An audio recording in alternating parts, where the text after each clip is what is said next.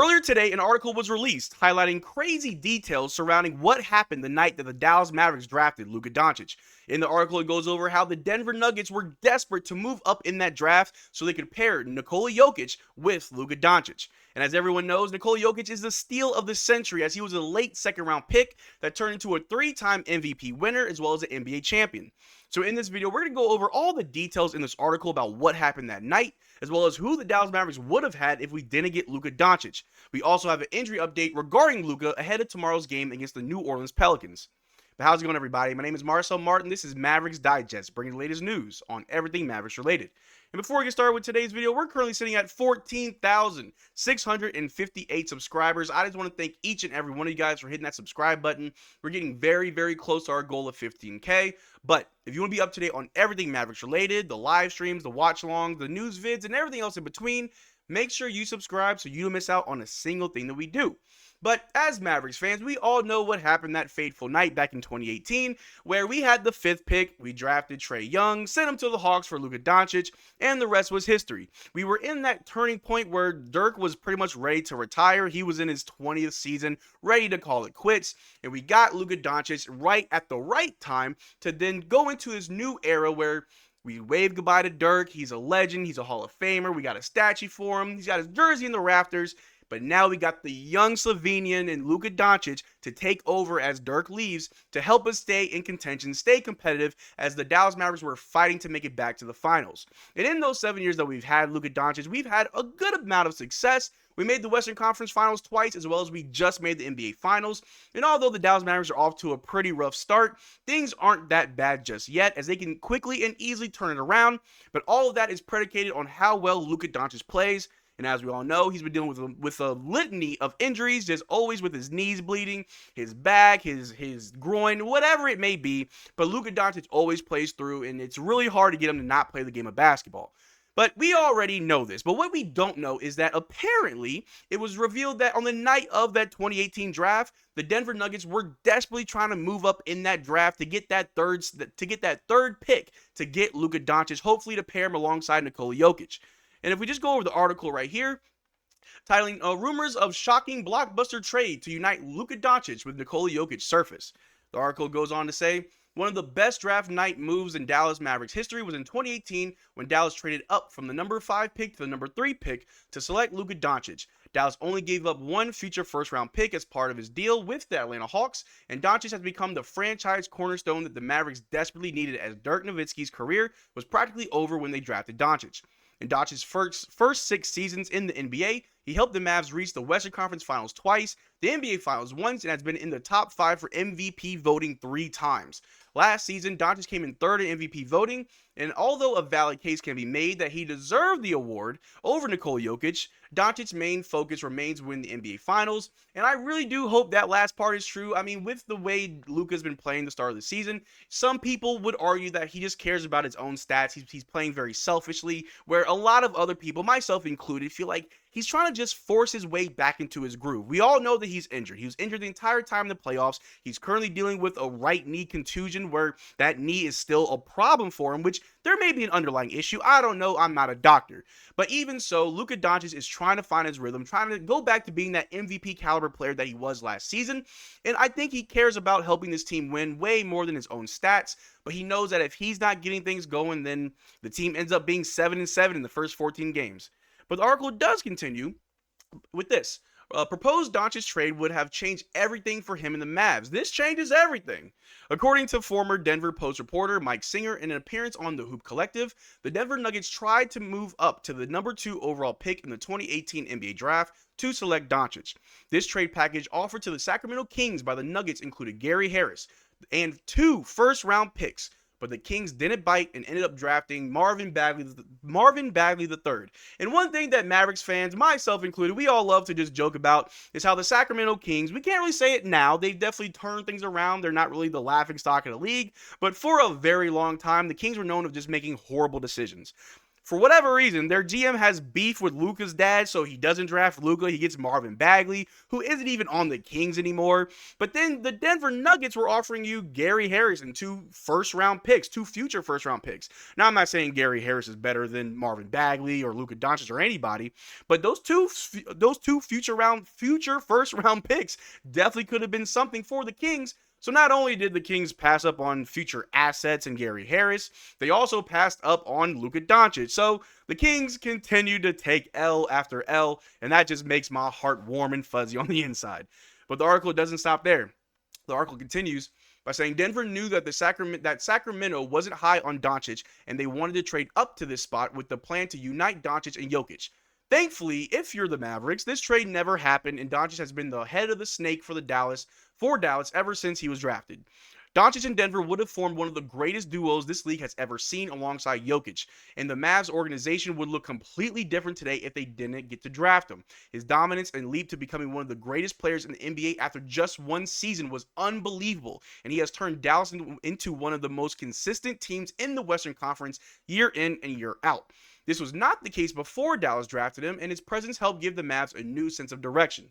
So we all know this. Luka Doncic, as the head of the Dallas Mavericks, as our number one guy, has had amazing moments on this team. Definitely turned it around. We all know what this team looked like after we won in 2011. Things really did fall apart, and when we drafted Luka, we drafted Dennis Smith Jr., when we drafted Jalen Brunson, things started to look better. The team was starting to come along, and it really wasn't until we got Nico Harrison that the team really started to look a lot better. But at the head of the table, at the head of the snake, as they said in the article, is Luka Doncic doing all the crazy things, the closing out games, the buzzer beaters, the step-back threes to just kill other teams in the playoffs. That was Luka Doncic. That still is Luka Doncic. And if we didn't get Luka Doncic, this team would have looked very different. If we just take a look at his stats for the season, obviously, for himself, this is a down year, and for other players, this is an up year. But Luka Doncic has a much higher standard than your average star. And for the season, he's averaging 28.2 points, 7.8 rebounds, 7.8 assists, 0.3 blocks, 1.5 steals, 3.3 turnovers, and 3 fouls per game, while shooting 42% from the floor and 32% from 3. If you keep this same production and put this alongside Nikola Jokic, you have a team that could arguably possibly beat that Warriors record of going 73-9. They probably could have gone, 74-8. The Denver Nuggets would have been a crazy force if you paired this alongside Nikola Jokic. And of course, I don't like playing the what if game, but what if Luka was there? Maybe he doesn't deal with injuries. What if both of them just dominate for 4 or 5 seasons straight? Or what if it doesn't work out? What if them being really good friends and being 2 great players, what if it clashes too much? What if Nikola Jokic wants the ball more? What if Luka doesn't want to pass? And that's not the case. We know Luka likes to pass. We know Jokic is very, very selfless when they play. They're both very similar players.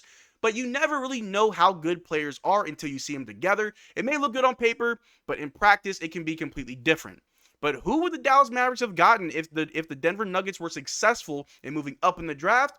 We probably would have been stuck with Trae Young. In another what-if situation, if the Dallas Mavericks were stuck with Trae Young, we probably don't get Jalen Brunson. We probably don't get Klay Thompson. We probably don't trade for Kyrie. We probably don't make a lot of these moves. We maybe don't. Well, with Trae Young in Atlanta, they've been up and down. They've been in the lottery. They've been out of the lottery. They just had the number 1 pick this last draft. So maybe we would have still gotten Derrick Lively. Maybe we would have got Chet Holmgren. Maybe getting Trae Young would have been a weird blessing in disguise because the team would have been way, way, way worse than what we actually were. If we could have got an amazing first-round pick, of one of the top 3 picks, maybe multiple years, to really help this team.